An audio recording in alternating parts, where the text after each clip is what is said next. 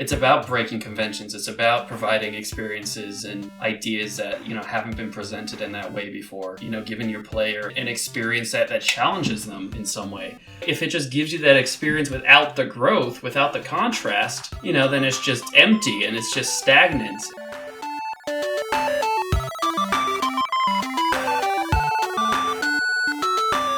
Thank you for listening to Games by Design, our ongoing quest to distill principles of good game design.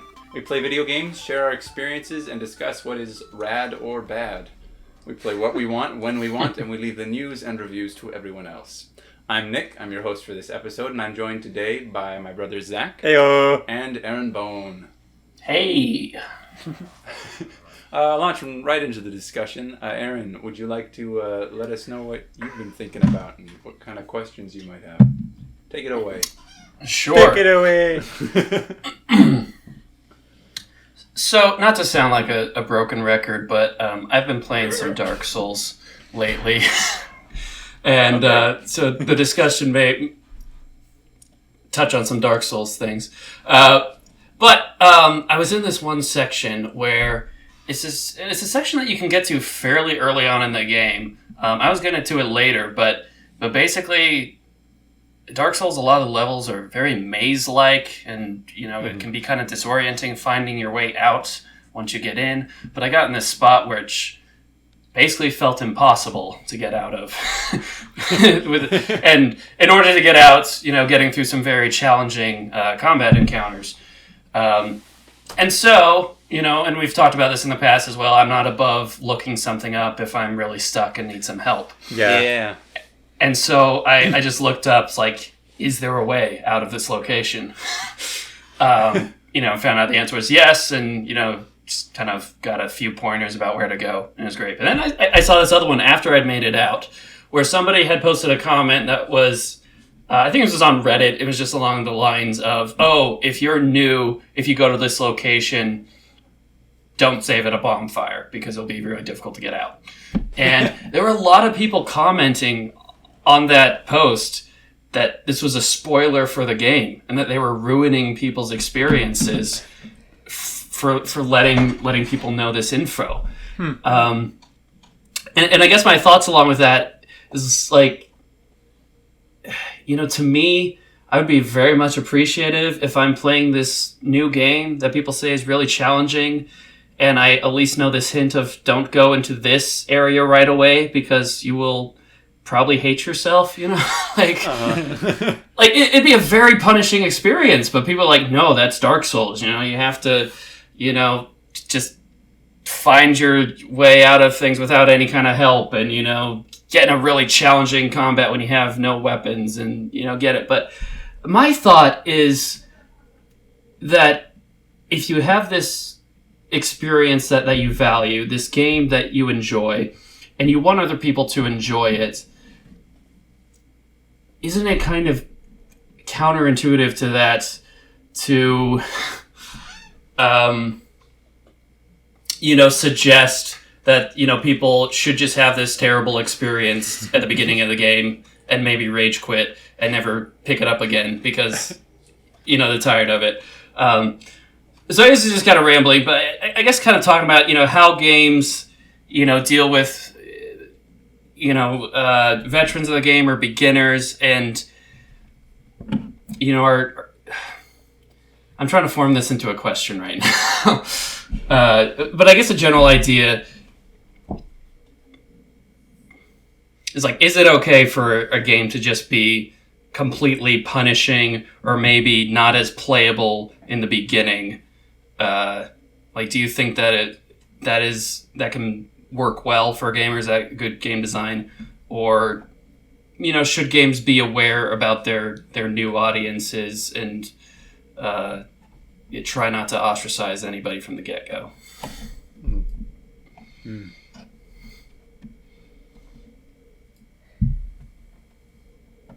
Well, I know that a lot of the time, if a game is too hard at the beginning, I will not continue to play it.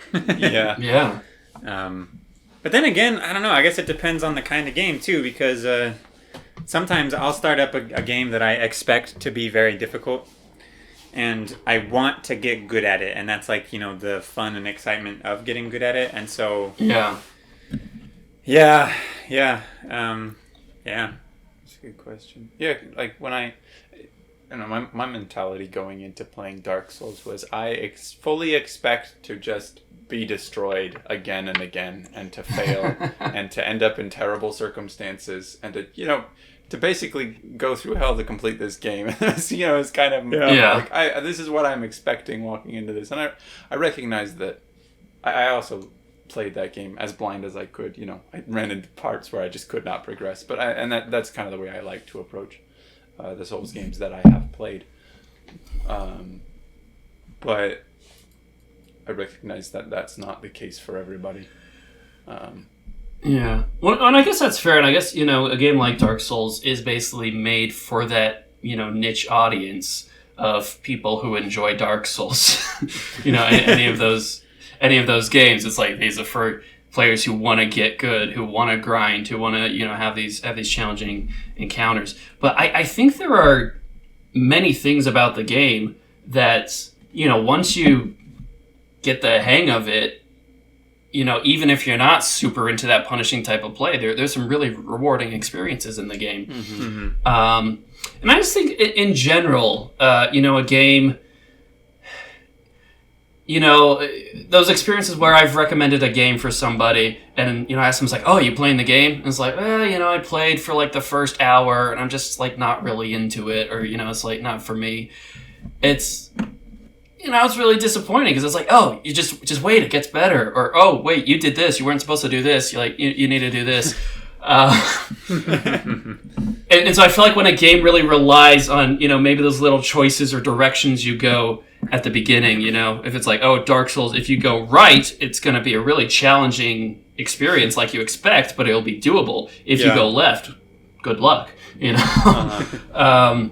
So, like, should a game maybe direct the player a little bit more? Like, I was thinking, like, I don't know, maybe even something in Dark Souls, because I agree, I think it's good to go in blind and, you know, not have a guide for everything. That kind of takes away the purpose. But if you had an NPC or somebody that was just like, oh, like, I wouldn't recommend going down here, you know? Or, yeah.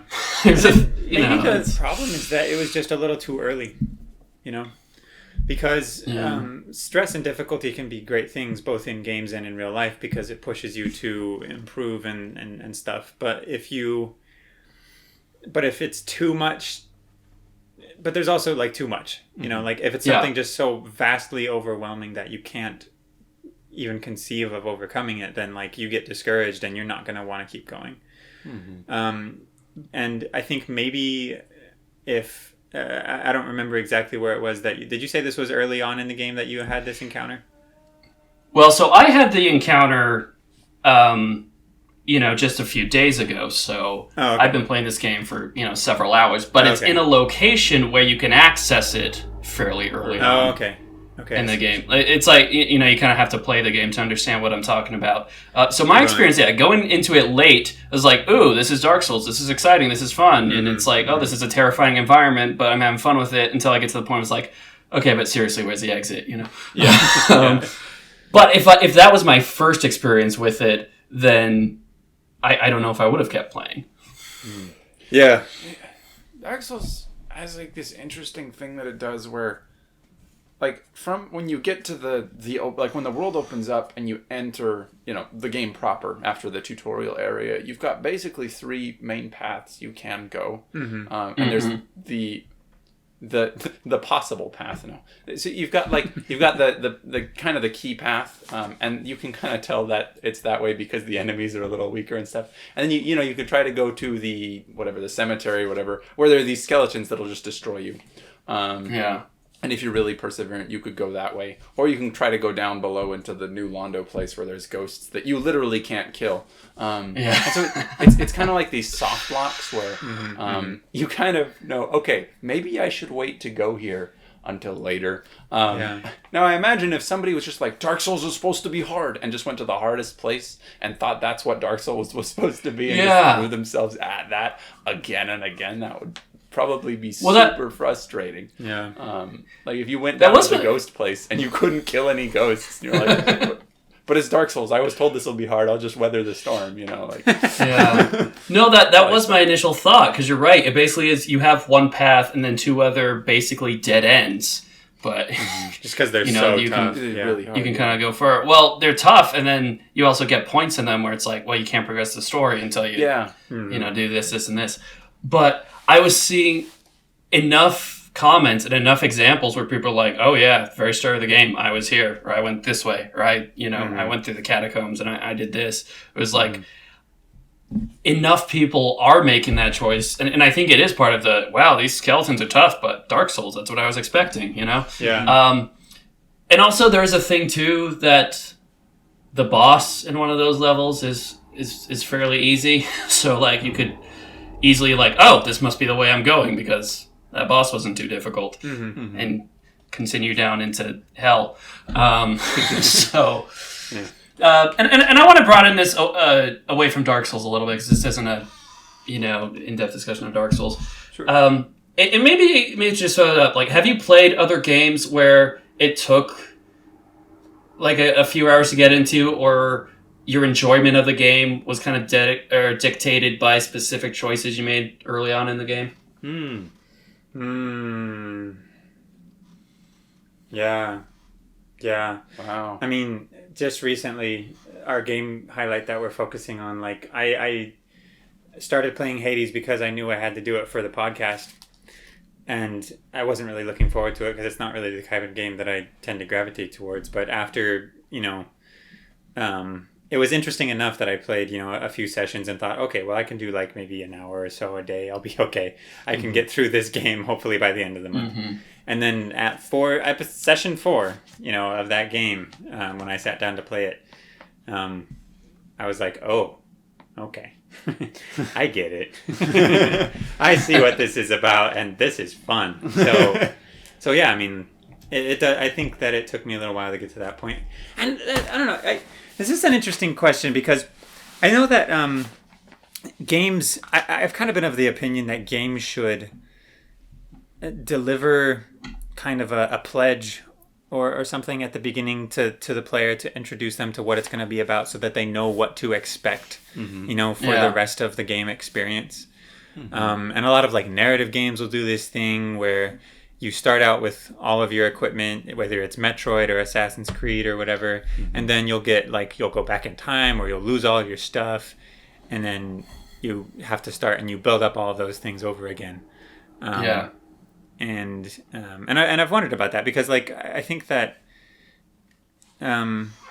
works pretty well for the narrative type thing. But in a game like Hades, where you don't start out strong and you have to work your way up, like and kind of the same with a lot of strategy games too, where there's just like a really steep learning curve right up front that you have to get over in order to start really enjoying the game. I would say that Dark Souls shares that characteristic. You're right. Yeah, Dark Souls absolutely does share that characteristic. I've wondered about that, because like, how do you deliver the experience to the player that they came to play, and how do you like say this is what you should expect if they're not skilled enough to have that full experience? They need to learn something. If they need to learn something before they can have that experience, that's a tough thing to do. It kind of reminds me of, like if you're watching a TV show and it takes a few episodes to get into it, or in a lot of cases, get through the first season and then it gets good, and you want to recommend the show to a friend, but it's like, to get through the first season and then it gets good. It's like, that's a big commitment. Kind of hard. Recommend a game. It's like, okay, the tutorial's kind of lengthy, or the game doesn't really start till you're about 5 hours in. That's a hard sell. It is a hard sell. Yeah. It's a good question. I have wondered about that a lot recently. I think that's a really good question. Man, because like, because if it like, what if you have to learn for that experience? Like maybe the first season of a TV show could have been good. But like, what if you needed all of the setups before it could be good? I don't know. I don't want to go into TV shows and narrative, but like, like Dark Souls, you gotta know how to play the game. You've got to understand it, and that's a process. And you don't come out of the gate with that. So Yeah. I mean, it took me several sessions. I remember I was thinking of just quitting Dark Souls altogether after I'd made it through like 2 areas because I was just kind of getting tired of it. Yeah. And then, you know, something clicked and it's like, oh wait, I get it. You know, I get what I'm supposed to be feeling. I get the kind of the mindset I'm supposed to be in, and it became super fun after that. Yeah. I blazed through the rest of the game. You know, blazed over the course of a year, but blazed as much as was possible. Well, similar. I got to a point. I mean, I was playing Dark Souls maybe once on every couple of weeks or something, and then this past week I've been playing it several hours a day, just because it's really enjoyable now. But and Dark Souls I think is a good example that yes, it's tough at first, but there are also a lot of elements of the game that the game doesn't really train you too well to use at first, or it doesn't, like, you can just from making an ignorant choice at the beginning, or you know, deciding, you know, whether it's the build of your character, the weapons you use, the direction you go. Yeah. Like, you could just be inadvertently making the game so much harder on yourself. Yeah, that's true. Because the game, you know, and it doesn't have to hold your hand. You know, it could be things like, I don't know, if you talk to, you know, this person who's, you know, placed in this way that you'll probably see him, you know, he can lead you in this way, or I don't know. And again, I don't want to pick on Dark Souls, but like, I guess let's talk about maybe games that do this well, and I could see like where's a game without holding your hand too much, without babying, and without having this 5-hour tutorial. Yeah. A game that allows you to make creative decisions, but, you know, maybe doesn't punish you for the rest of your experience from the beginning, or, you know, that directs you enough that by playing the first few hours of the game, kind of what you said, Zach, you know what the game is. You get an accurate, you know, view of the game. You know, maybe let's just throw out some of examples of that. Sure. One that comes to my mind, and I know this one's talked about a lot, but Zelda Breath of the Wild's opening hours are basically a tutorial section. It's like a microcosm of the rest of the game. That's what's so cool about it, is that it's just the game but shrunk down so it's a little more comprehensible. Yeah. And so you're dealing with you're still doing all of the same things you will be doing for the rest of the game. Mm-hmm. You're just doing them in a more controlled environment. Yeah. And then it opens up, and then it becomes huge. But if it started with that hugeness, it'd be overwhelming. It would. Like have the analysis paralysis problem and too many options, you know. Yeah, but it's got this nice controlled environment where you get to interact with everything that the game is going to offer you pretty much from the get-go, which I think is great. I think that game, like it's a little hard to go back to now again, you know. We talked about that, yeah. But for that first time experience and for learning the game for the new player, it's fantastic. Yeah. I think. Yeah. I like always pointing back at your comment, Aaron, in our episode 8 Crusader Kings episode, where you talked about the tutorial and how effective that was, and that one's not terribly long. And I know that's a tutorial setting. It's not necessarily like, you know, welcome, this is your first time playing the game, but it's a strategy game, so I think it's a little different than, say, Dark Souls or Breath of the Wild or something. But, you know, kind of just to reiterate what we talked about there, we all really liked that it gave you enough information to get started. And then after that, it was always like as much information as you asked for as the player, as you went looking for. You know, if you guys don't mind me changing, not referencing a game that does this well, but something else that does this well. Oh, sure. Yeah. And I know that this is completely different for everybody, but when I was a baby, and when I was growing up as a child, like I did not have the entire world and all of its options available to me at the first. It was like, okay, I basically have, like, you know, this room, this house. And I think that kind of works pretty well, actually, like starting out as an infant, and like we can kind of just look at the natural growth process of a human being, you know, to and use that maybe in figuring out how to do game design, because like it's like Breath of the Wild. You have the microcosm of the real world. It's a house, you know. It's got like different things to explore and look at and stuff. And you'll spend your first few years like wandering around the house and learning how to walk and talk and get things. And then ultimately you're going to get to the point where, you know what, I'm ready for something more exciting and different. And then you know, walk out the front door, and then there's like, whoa, look at all this stuff. This is crazy. Hopefully you've seen the outdoors. Yeah, hopefully you've seen the outdoors before that. I'm sorry, that was not a perfect example. No, still, I think your sphere grows as your experience grows, as your mastery grows. Yeah. But I like that. Yeah, like your sphere grows as your ability to deal with it grows. Just kind of like as you get more talented and experience, like it just kind of pushes the boundaries outward so that you can go a little bit farther every time, you know. So bringing it back to games, I think that's what Zelda is doing really well in Breath of the Wild, and in Crusader Kings, and a lot of the time in Dark Souls too, actually. Like I think that it manages to let you get comfortable where you are before moving on to what you need to do next. Yeah. The opening area of Dark Souls is a lovely little microcosm for the rest of the game, I think. Yeah. I think that handles that really well. Yeah, and a lot of games will like give you a little more of a railroady opening before they open up into something a little more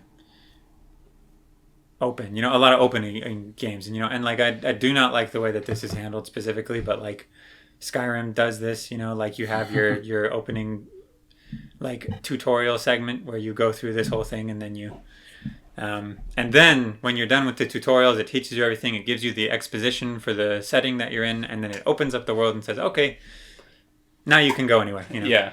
I don't love that, but like a lot of games do that, and I think that it tends to work pretty well, actually. Have we answered your question, Aaron, or have we gone? I think it does. Yeah. It's given me a lot to think about. And I think this has been a discussion to really kind of figure out, you know, what the question is. But I appreciate the discussion. And I think there's a lot of game design, and I think mainly just with that idea of game design in my head, I guess my question really was just kind of this thing I'm noticing in Dark Souls. Is this an example of bad game design, or is that just this type of game? And you know, that's just the way it is. Because I was thinking with what you're talking about, Breath of the Wild, I was like, okay, Breath of the Wild was like Dark Souls. It'd be like, okay, you start the game, you could choose either magnesis, stasis, or, you know, cryonis, or bombs. And then, you know, once you get out to the Great Plateau, if you go in this direction, maybe you'll find that other one. And if you go this one, you can find the other thing.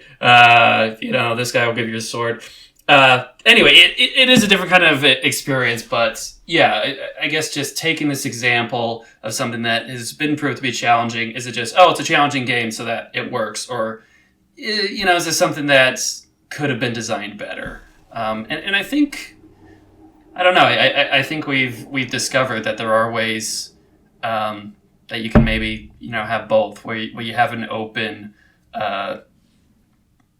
you know, experience that's not hand-holdy, that can still be very challenging, that can still, you know, rely on you making mistakes and, you know, picking yourself up. Yeah. But that still, I don't know, gives you a consistent experience for the game. I don't even know how to describe it, but in a way that you want to continue to play the game, I guess. Yeah. You know, I thought of something else too. And that is, I don't recall exactly what you said, Aaron, but did you get locked into this situation? You said you got locked into this setting, and you had to look up on Reddit like how to get out of it and stuff, right? So yeah, there's this particular area in Dark Souls that's particularly challenging and disorienting. That's pretty easy to get into and a bit more difficult to get out of. Okay, gotcha. We'll say that it's not like you're locked in and you have to do something. Like, there was a way out. It was just hard to find. You know, difficult to figure it out. Yeah. Yeah. Okay. Well, in that case, like maybe something that would work really well for this whole thing is just allowing and maybe making it a little more obvious to players for retreating. You know, because if you can make a mistake and then say, "Oops, I've made a mistake," and then you can get out of there. then I think that solves most of the problem, because you just put it in the hands of the players to say, you know what, I think I'm going to go try something else because this is kicking my butt. Yeah. And so then if they have the opportunity to make a tactical retreat and live to fight another day, or go find something else to do, then I think that solves a lot of it for me. Mm-hmm. And Dark Souls often does do that. Yeah. But it also sometimes has a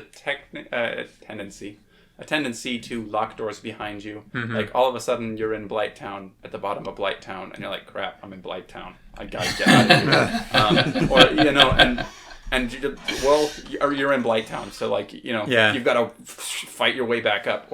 And it also narratively closes doors behind you without telling you. It's like, oh, you can't continue this quest line at whatever because you didn't talk to this character at this specific place. Yeah. So like giving you the option to back up a little bit, I think, creates an environment. I mean, it creates an environment where the player has a little bit more control over the experience, and thus feels a little less powerless.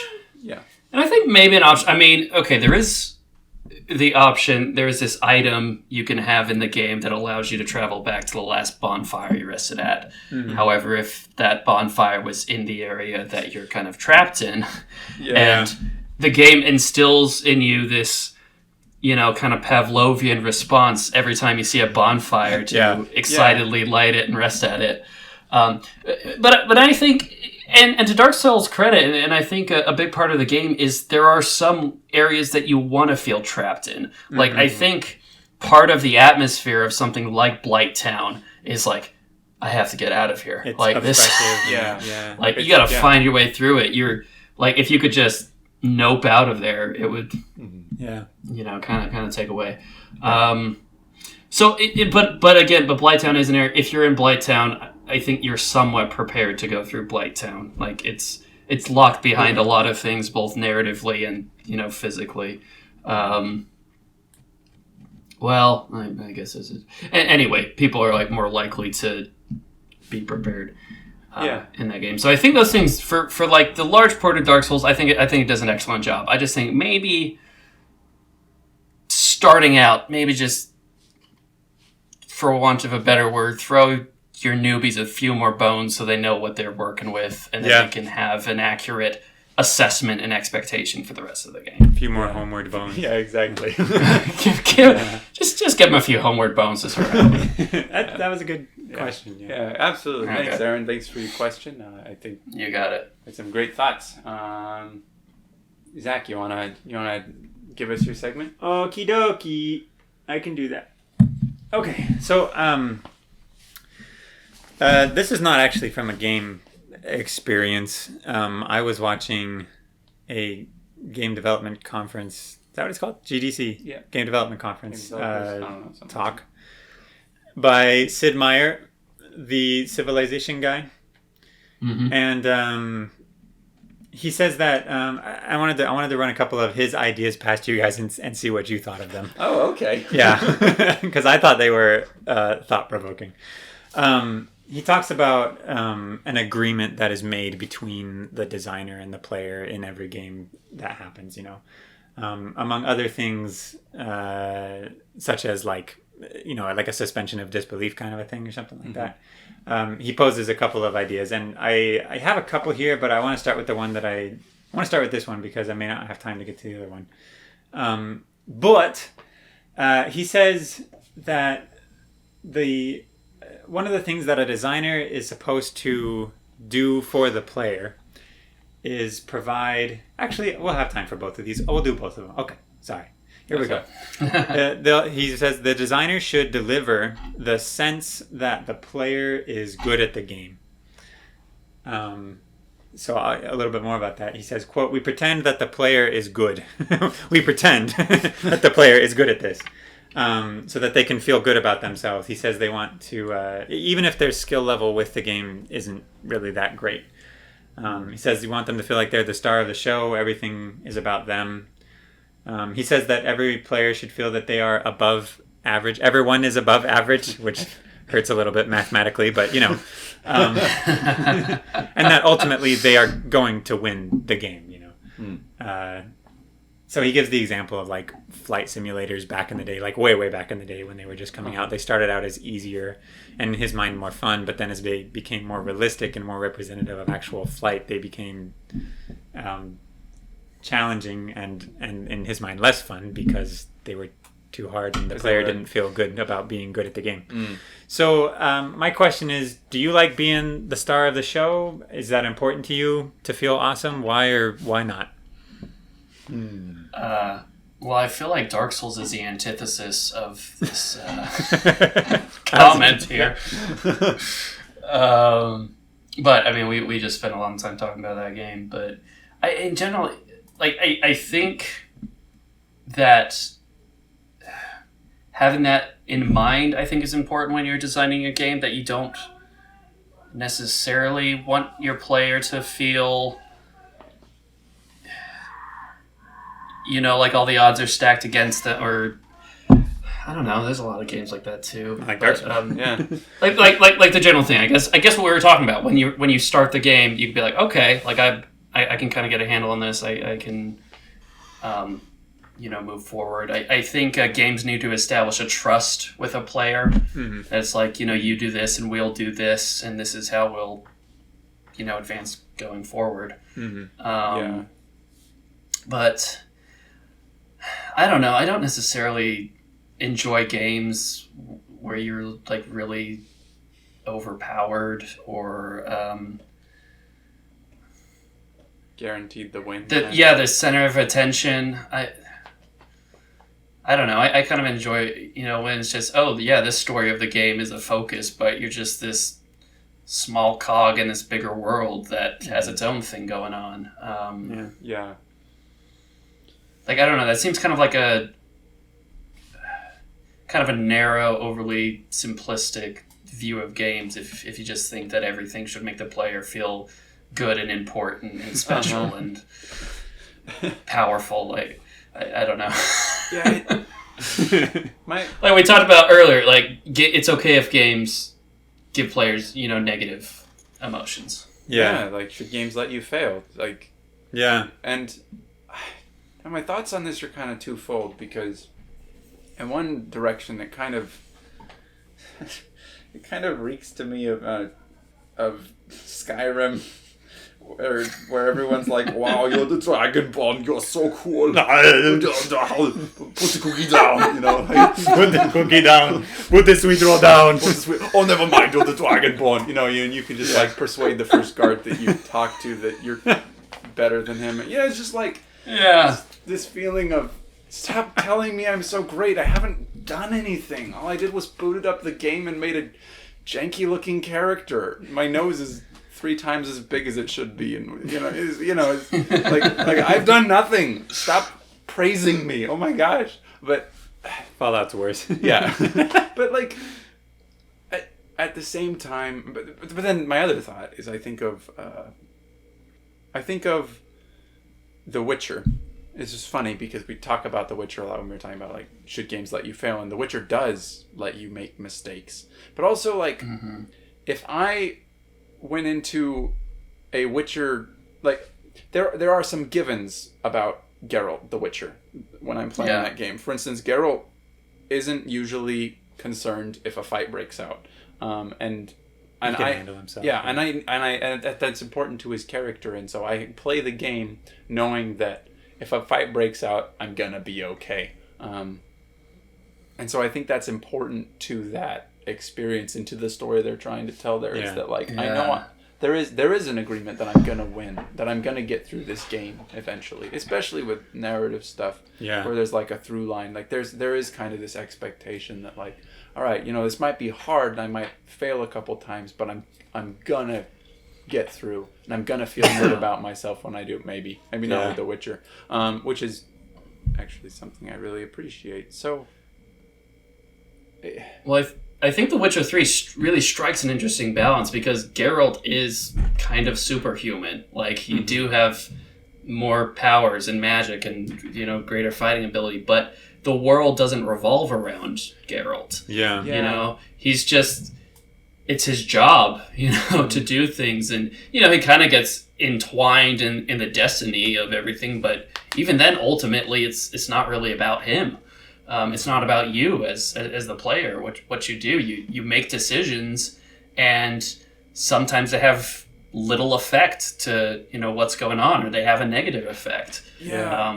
And it's not just you making everything better and everyone praising you. Most people hate you. Yeah, I like that. And so it's like that balance. It's like it gives you, okay, yes, as a protagonist, you have these things that make you special, but all these other things kind of balance it out so that it feels like a more genuine, realistic experience. Mm-hmm. Mm-hmm. And I don't think it's necessarily like a pure balance of net good and bad. Here's the bad things and the good things. I think it gives you the tools to be the character you're supposed to be in the game, and that's it. It doesn't give you anything more than that. Like, you have to make your own hard decisions and live with bad consequences. Yeah. Like it says here, you're Geralt the Witcher. Now be a witch. You're a Witcher. All right, here's our agreement. You're the Witcher. You can be the Witcher, but you're gonna have to use your brain. Yeah. That doesn't mean that everything will go your way. It just means that you're a Witcher. Yeah, and so if we're taking his quote at face value of like the game should always make the player feel good and always let them win, and always make them feel above average. I say no. I don't think that those should be givens. I think that you should give the players the tools that they need to interact with your story, but I don't think that there needs to be a guarantee that they're gonna come away from the experience feeling like they're the best person in the world or like they're better than anybody else. Yeah. Cool. I don't know. That's my kind of emotionally loaded, but also Well, thanks for those. I'm glad that we're talking about The Witcher, because the next question probably relates really well to The Witcher. Excellent. So Sid Meier, he goes on, and he says the other thing that game designers should provide for the players is moral clarity.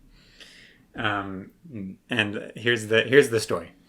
So when they were doing playtesting for Civilization Revolution, he got comments from his testers that the Civilizations is the game where you play as a world leader and you go up against other world leaders in this strategy game.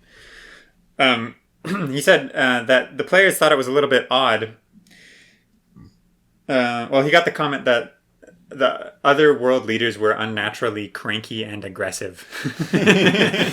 And he said that they thought it was odd that these people would be insulting them and smack talking the player, even as the player was steamrolling over them.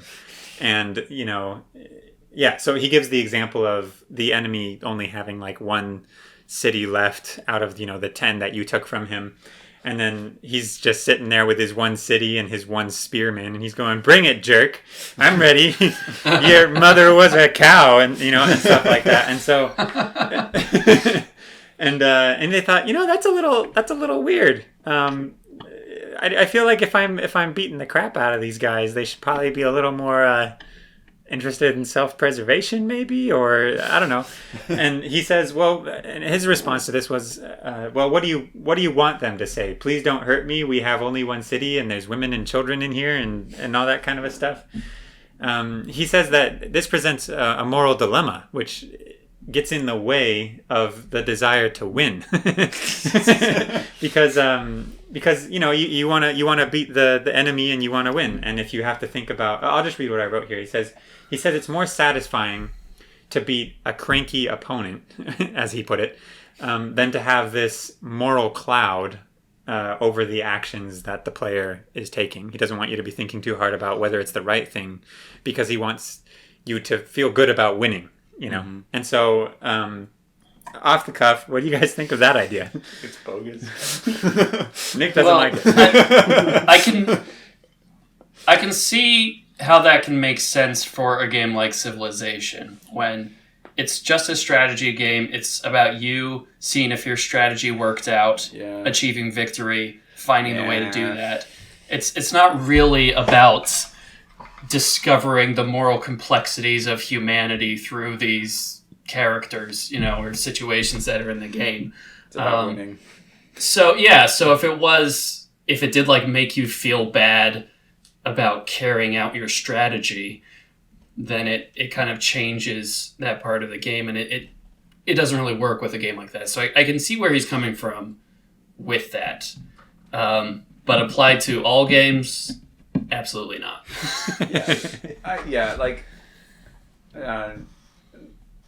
Sid Meier has made games that I've really enjoyed. I think that he likes making games about winning, I guess, about feeling good about yourself, and this is clearly what it sounds like. And Civilization is like a competitive board game, but a video game, I guess. Mm-hmm. I think the games have the potential to be so much more than that, and so saying all games need to do this, all games need to behave like this board game. Here's this incredibly versatile medium that we have. Now everybody design your game as if it were Settlers of Catan, but with a few more variables. It's like, but there's so much more here that we can do. It just feels so limiting. Yeah. Yeah. And so I guess like the main takeaway from both of these things so far is that we shouldn't have a prescription for all video games. Yeah.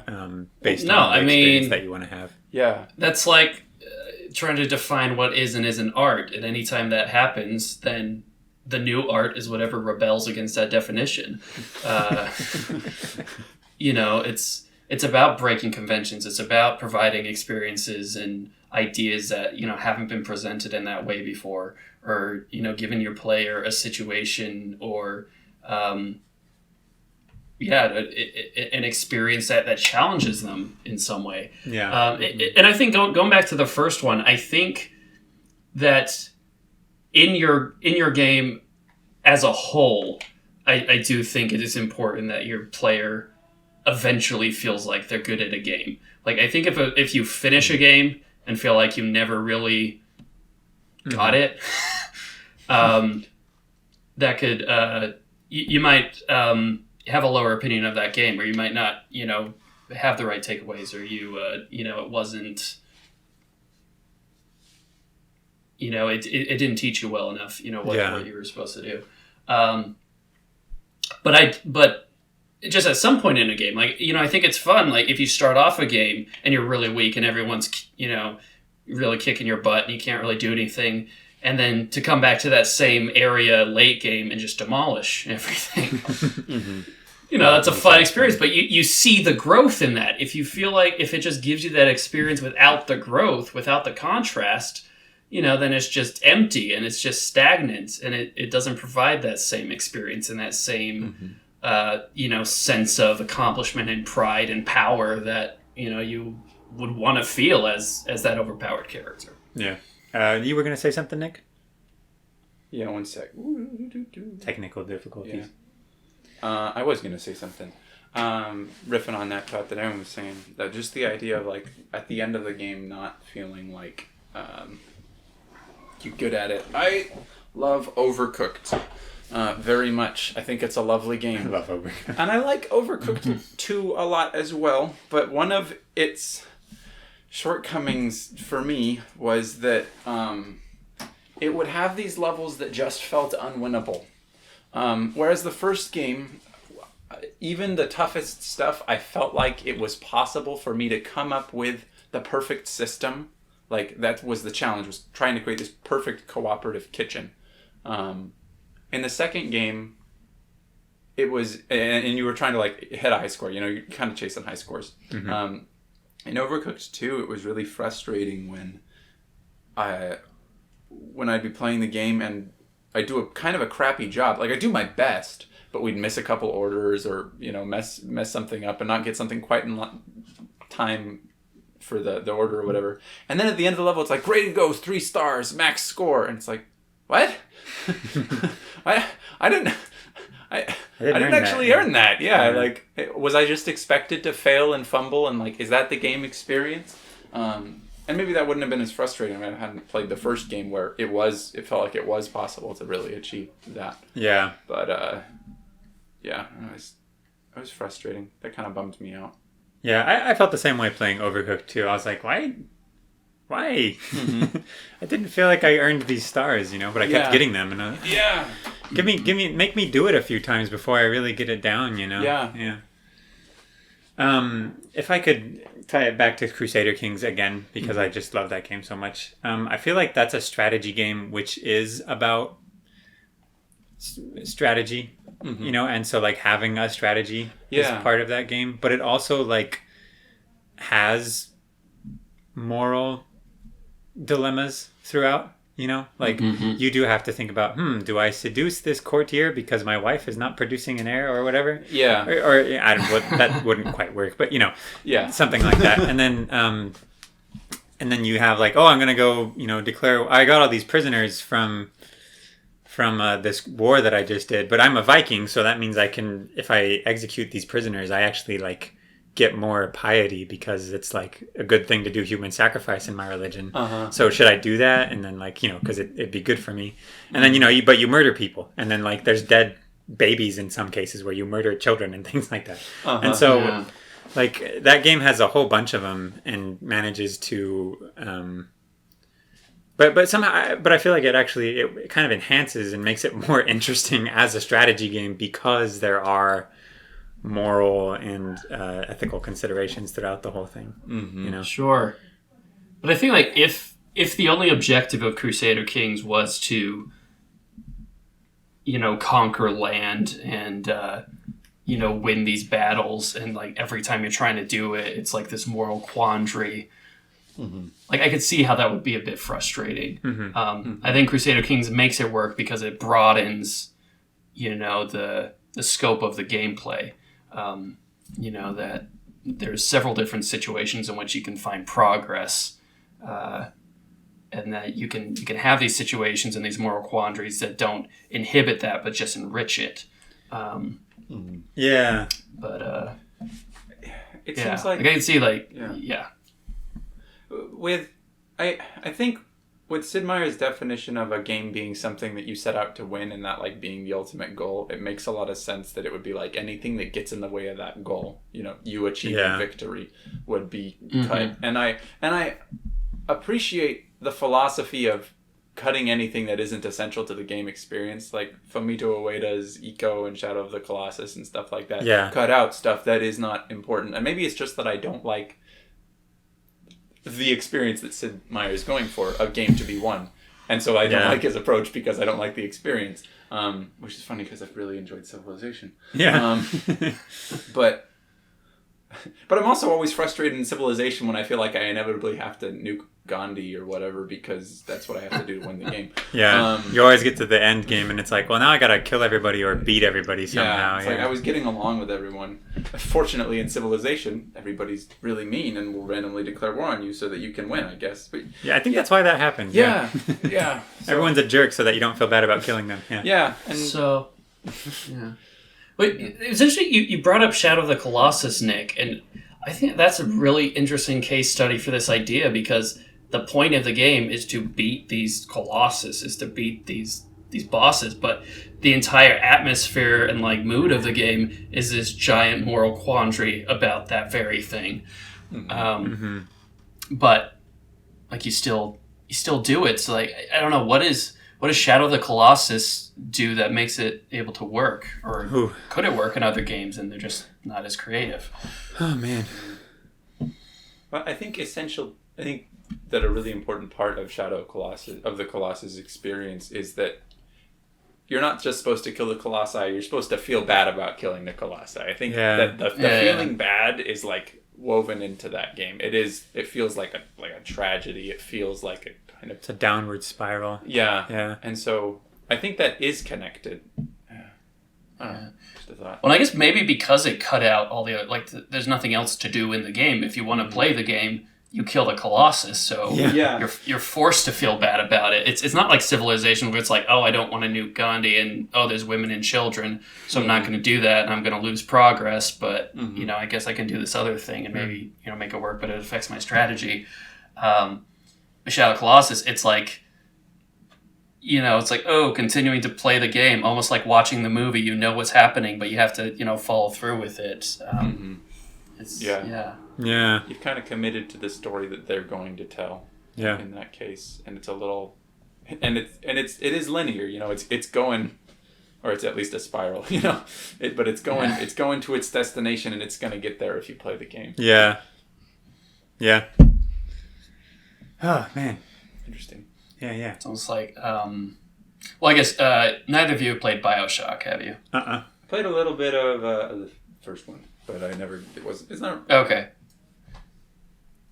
I don't have much to say, but there's kind of a similar moment in that game where you're kind of forced to do something that maybe you don't feel like is the right thing to do, and you're pressing the button to continue doing it, but the game doesn't progress unless you do the thing. Yeah. And so it forces you to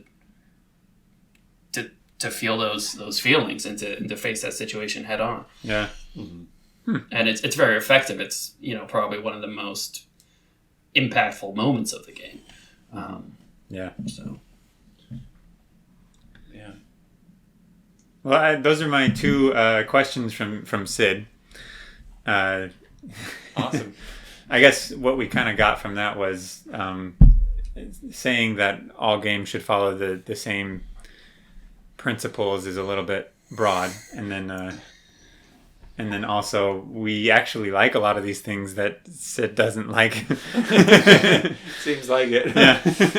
I think, he just needs to start making different games. He just branch out a little bit there, buddy. Dream a little bit bigger. Yeah. I don't know. I mean, yeah. We have enough Civilization games. 6 is good. Make something else. I mean, No, I'm just maybe kidding, I don't know that I want Sid Meier to make The Witcher, because I don't want The Witcher to, I don't want to be told that I'm making good choices and I'm just the best all the time. It can't all be Horson Jr. Yeah. Well, thank you, Zach, for those questions. Interesting stuff. Yeah, thank you. All right, well, on to my own segment. Here's my experience and some questions I have for you. So, as I've been playing Hades for our game highlight episode for next week, in preparation for that, and I won't go too much into that game because I know we want to get into there, but this was just something that came up that I've seen in some other games. So as I was playing Hades, I was surprised to find that I could quit the game at any time during my escape attempt, and it would save my progress. So long as I wasn't in the middle of combat, I could save and quit. Yeah. For some reason, I just expected that I would have to restart a run if I didn't do it all in one sitting. Yeah. I guess that was just my experience with other roguelike dungeon crawlers in the past. I'd sit down, do one or more attempts, die, and then save and quit. Right. And it makes for a pretty natural endpoint. It makes a lot of sense. And games like Spelunky make it a hard rule. You do it in one sitting or you give up. And I don't necessarily mind that. But I did appreciate the feature in Hades. I usually don't stop midway through a run, but I have done it once or twice. And so I appreciated its inclusion. It was convenient.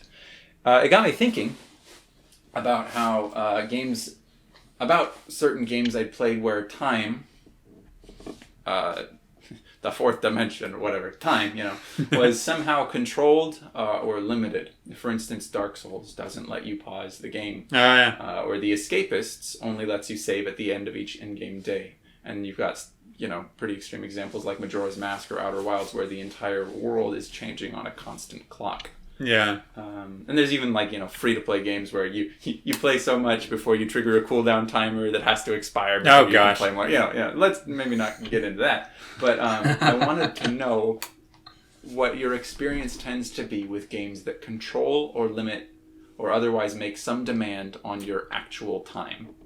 Your time as a player. And when do you like that?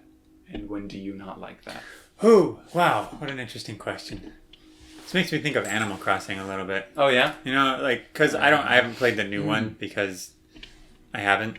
But when I was a kid and I had, the first one, I thought it was so interesting that depending on what time of day I logged in to play the game, that would influence the in-game time. Yeah.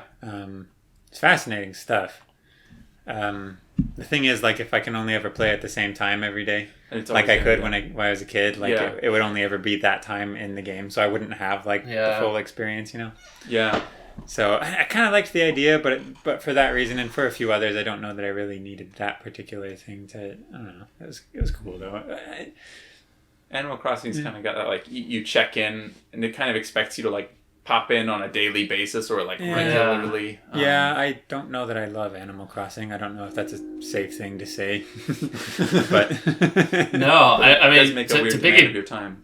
To piggyback off that, as someone who has played the new Animal Crossing, that is kind of the two-edged sword you get, where it's like, oh, it's kind of cool that the game progresses with you, but then, yeah, if you're only able to play a certain time, like, for a while when I was working full-time, I could only really play after work, so I never really saw morning or even daytime on my island. And then the other side of that, too, is when you don't play for a while, you know, the character, they're like asking you questions like, where did you go? You like abandoned us, and there's like weeds on your island and stuff. And I like to be able to set a game down for a while and pick it back up and be like, oh yeah, this is where we're at, not pick it back up and then have to explain myself and then catch up on everything that's going on. And yeah, for me, it was just kind of diminishing returns. So I agree, but in theory, it's an interesting idea. There's those really needy villagers in Animal Crossing who just can't function unless you're there. Yeah. Nobody else can pull weeds, I guess. Yeah. But anyway, that's not just Animal Crossing that we're talking about. It's a fantastic example. I mean, yeah. But you talk about time, like actual real world. Well, here's the thing. I was playing. It was one of the Epic games. It was the Jurassic World franchise Zoo Builder kind of a game thing. Except it's, I don't know. I only played one session, and I probably won't ever do it again. Mm-hmm. But like there was these interesting things where I found myself just waiting around a lot. Mm-hmm. Because it was like, okay, send out this thing, and then, you know, when it's done, it'll have these things, and then you can progress. And I was like, and I just couldn't really do anything else while I waited for them to happen, you know. So I was like, okay, I guess I'll look at my 3 dinosaurs again and watch them eat plants and swim in the water, you know. But I found myself thinking, like, what does this add to the experience, you know? Like, what does this contribute that I have to wait for something? And I don't think in that game it worked really well. I don't think that means that it doesn't work in other places, but in that game I don't think it worked really well. I mean, going back to Civilization, it's a turn-based thing, so it's not real time. Yeah. But, like, things do happen after you have to wait for a while. Yeah. You know, like a certain number of turns. But what's kind of fun about the Sid Meier's, the Civilization games is that, you know, basically what you do is you set up a whole bunch of processes, and then ultimately they start all paying off, and then you kind of have, because you have so many things going, eventually every turn you have, you know, a number of different decisions you have to deal with at that point, because they're all coming to the end of their processes. Yeah, you're starting a bunch of timers one after another. Yeah, and then they all start coming true. And then what's kind of nice about that is that, like, they don't all happen at the same time. So, like, I can just deal with the 2 or 3 things and then end the turn and then deal with the next 2 or 3 things. So that's kind of nice. Yeah. It throttles the amount of decision making I have to do. But it also stops you from going long periods of time without making a lot of decisions sometimes. Yeah. Although that still can happen in Civilization, especially at the beginning. Yeah. You're going to say something, Aaron? Yeah. Yeah, well, I think, going back to Crusader Kings 3 again, I think it does a really interesting and useful thing where it allows you to speed up or slow down time, you know, if you need to. That, you know, the game is progressing at a certain pace. One, you can, you know, pause it too, which is nice. Yeah. But if you have something that takes a while to come to fruition, if it's like, oh, because you did this, now you can't do it for 5 more years, it's like, oh, well, I can speed that up and, you know, do it in 10 minutes or whatever. Yeah.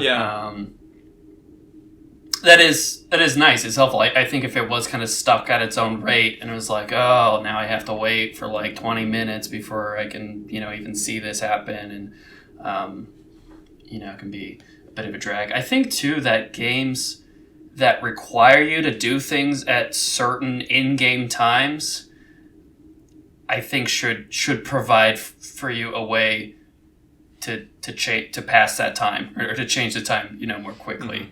It's like this thing, you can only do at night. This thing you can only do at day. And it's like if you just have to wait for it to be night or day, that can be kind of trouble. Like for example, a lot of the 3D Zelda games, Link will have some kind of instrument that can change the time, or like in Breath of the Wild, you can wait by a campfire. Right. But for some reason, Twilight Princess does not have any way to advance the day-night cycle. Oh, really? And it's a rather long day-night cycle, and there are several quests that you have to wait for night. But it doesn't pass all the time, because if you're in a town, it doesn't. It stops, right? Yeah. yeah, exactly. Yeah. So you just have to it's night now. Okay, I have to hurry and do this, and so it. Oh no, I missed my window. It throws off the way play. I mean, I guess, you could say it's more immersive, but, I mean, you can't even sleep in a bed, to wait for the morning. You have to just stand outside until the day comes around again. You made your decision. Your decision is, I'm going to wait. And then there's no interesting decisions to make for a while. Sid Meier, who was kind of, railing on a little bit, but, he says games are a series of interesting decisions, so we're going with that. Yeah. I like that. Mm-hmm. Yeah, exactly. So it's like there's mechanics, things that the game wants you to do, and it kind of works against you to, or forces you to. I think we've talked about this. In a game, you play it in the least interesting way to accomplish something, or it doesn't encourage you to play in a fun way to get it done. And it's like, oh well, if I'm trying to 100% this game, now I just have to wait, to do this thing, or. Mm-hmm. Or, it's something, I got to find all these pose. They only come out at night. Yeah. Got to get them done in this 2-minute time window when there's a night, and then wait 30 minutes for the day to, it's... Yeah, and then you've got that weird, the interesting approach that Skyward Sword took, where it's like, it will be day until you sleep, and then it will be night until you sleep again. Which I think is kind of an interesting approach. It'll be night. It's an interesting approach, but... It works when you want to do something at night. Oh, I'm going to just go to sleep until nighttime. Yeah. Do something in the morning. And it's not the most immersive game in the world anyway, so I don't think it takes away too much. But yeah, and then we also kind of run into this problem again where it's like, sure, immersion is great and everything, but you as a player actually only sit down and play this game, for a few. You do not live in this game. Yeah. So and you shouldn't. Yes, Animal Crossing. We don't live in that village. Okay. Yeah. Yeah. I know it's Christmas there too, but I'd rather do stuff with my family. Yeah. I remember I always would change the internal clock on our old GameCube because I was so sick of the missing holidays and stuff like that. Animal Crossing. Yeah. But you were gonna say something, Zach.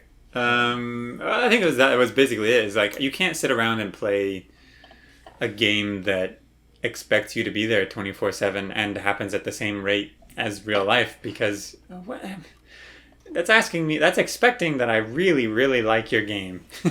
Is that I want to do exactly nothing else. I've got a chamber pot, I've got a bag of nachos, and I'm just gonna just do this forever. It's kind of silly, and I think that's why it's really no great offense if the game wants you to, or allows you to pass time or speed up time or things like that. And I really don't know that it really adds to the experience much of the time when you can't do things like that. Yeah. I agree. Yeah. Breath of the Wild, still has is in many ways, incredibly immersive in a lot of those senses. You've got this day-night cycle. You've got this rolling weather, rolling weather kind of thing going on system. But you can also just skip straight through day and night and stuff like that, because that's not where the interesting gameplay happens in waiting. It's not what the experience of that game is about, is waiting for time to pass. Yeah, that's right. In fact, I don't know of many games, I can think of one off the top of my head, but that are about waiting. Because it's not that interesting to wait, Mm-hmm. And we keep talking about this on this podcast all the time, is if you're a video game, you can't do everything. You need to pick an experience that you're trying to deliver, and then deliver that experience. And you don't really need to worry about everything else. Overcooked doesn't deal with, with a day-night cycle, because it all happens within one shift. Yeah. At the restaurant. And that would be silly to have. Oh, now we all clean up everything. We mop the floors and we go home. 12-hour shift. Yeah. And that could be a really fun game in its own way. Restaurant manager or whatever. Yeah, but that's not the experience that Overcooked itself is about. Overcooked is about the frantic, fast-paced teamwork setting that you have to be in when you're at a restaurant. Yeah. When you talk about games that do waiting well, or even that involve waiting, I think the last game that we did for our highlight, Outer Wilds, I think does this really well, because there are moments where you could only access certain areas at certain times of the day or certain times in the period, and I think especially towards the end of the game, there's a bit more waiting than maybe you would think, but even then, it's tense, it's not just like a board, I just have to wait for this thing. It's like, every time you play, every cycle, it's like, okay, I've got 22 minutes to do any of these things. And that all that time is allocated, otherwise you have to restart. So if it's like, if you spend time doing this, if you're waiting for this, that time is ticking down. But it's in a way that, that kind of feels the experience. So, if you're on Ash Twin and you're waiting for the sand to dip down low enough so that you can, get into a certain area, it's like, okay, if I miss this window, then, there's this, and it's, I don't know, it kind of builds this nice tension. Yeah. A little bit of frustration, but kind of in a way that works with the game rather than against it. Yeah. Yeah, I agree. The time management is so central to the experience of Outer Wilds that, I agree with you. Totally. Well, we talked a lot about waiting specifically, but what about games that don't wait for you? So, for instance, you're playing an online game and you can't pause the game, or you're playing Dark Souls, and if you want to manage your inventory, you better make sure you're next to a bonfire. What about games that don't give you as much control over time, maybe, or I guess they just don't wait for you. They don't wait for you. Yeah. If you have experiences with those, or times when you like that or when you don't. So, we talked about Animal Crossing, that your island's slowly dying while you're not playing it. is a thing. But I think again it's kind of, I don't know. I think it kind of goes to the idea of whether it works with the game or against the game. Because I think Dark Souls, not being able to pause, works with the game because it's part of the challenge, and it's part of being able to learn the area, learn the environment. Dark Souls all about learning where the enemies are at, learning their attack patterns, learning this map, this maze of this map. And so you kind of have to know, it's like, okay, this is a safe place, I can access my inventory, this is a place I can pause. You can also save and quit at any point in that game and you can be right where you're at too. If you wanted to, I haven't tried it, but maybe you could save right before an enemy's about to hit you over the head, and then maybe you just die when it goes. But anyway, but that all works with it. I'm trying to think. So those examples I think work okay. Yeah, I think you're right. Yeah, it totally lends it attention, and it makes a lot of sense with that game. Yeah, well, kind of to harken back to something a couple episodes ago, Aaron, when you were talking about how you were in these, you were in a turn-based combat situation, because it was an RPG or something, and you were talking about tradition. Oh yeah. And we talked about how it kind of ruins the tension of being in an action-packed fist fight or firefight or something if it keeps pausing. So something that I think works really, really well with Dark Souls or something like that is that it tends to it lends itself to feeling like, if you want to switch out a weapon or something, or if you want to reload, you have to dive for cover. Yeah. And or like get out of the fight, you know. Yeah, because you can't just there's a like risk pause involved. and think and Skyrim, strategize. 10 health potions. Exactly. Eat Yeah. 100 cheese wheels or whatever. Yeah. In your pocket. Yeah. Yeah. Yeah. I mean, Breath of the Wild, you know, you could be fighting a Lionel and mid backflip, you shove, 100 apples into your face and then, keep going. Yeah. And so those fights, like, there's such a tension to the Dark Souls. Yeah. That isn't in those ones. Yeah. I think it works really well in those situations. Yeah. Mm-hmm. When you can't see the enemy, neither can your character. If your inventory is blocking, your view, then Yeah. vulnerable. That's Yeah. kind of fun. That's kind of fun. I like that. But moments when the game kind of goes without you in a negative way. Yeah. Is there any times when it's frustrating? Oh man. Or maybe not even frustrating, because frustrating can be fine. Maybe, you're playing Dark Souls and it's like, oh, no, an enemy out of nowhere. But like, I mean, it gets bad. Yeah. Not exactly the same thing, but kind of the same concept. I think about those old, I don't know, maybe arcade games or back before there was a save function. Where you felt compelled to continue to play the game, otherwise you lose everything. I guess that can kind of fall under this same net. That can be a bit annoying. Usually those games still allowed you to pause, but there's still that idea of like, I don't know, the game is dictating your time rather than you dictating the time you spend in the game, So Yeah. Like one of the early Sonic the Hedgehog games where if you stop moving for 3 minutes, Sonic will kind of like stare at you and then he'll just jump off screen. He's like, all right, I'm out. I'm done. I quit. Fine, you don't want to play my game? Which is amusing. That's kind of funny. It's like, I have to eat, Sonic. Come on. My mom asked me if I could find a save point. No. Yeah. Yeah. Interesting stuff. But yeah, I don't know. I guess that's pretty much it. That's think about that some more. The extent of my question. I appreciate you guys' thoughts. I think that, like we've talked about, there are instances where it makes a lot of sense, but waiting in and of itself isn't the most engaging activity. Yeah. And when a game asks you to live in its world without actually living in its world, without you having the ability to do that, then that can be really frustrating too. So great thoughts, guys. That was good. That ends my segment. So great discussion all around. Thank you for your thoughts.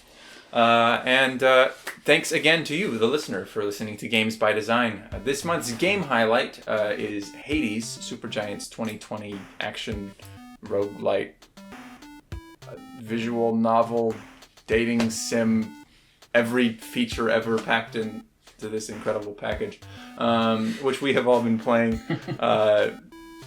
and we're all having lots of fun with that. I finally had a couple successful runs myself, so I'm feeling pretty good about myself right now.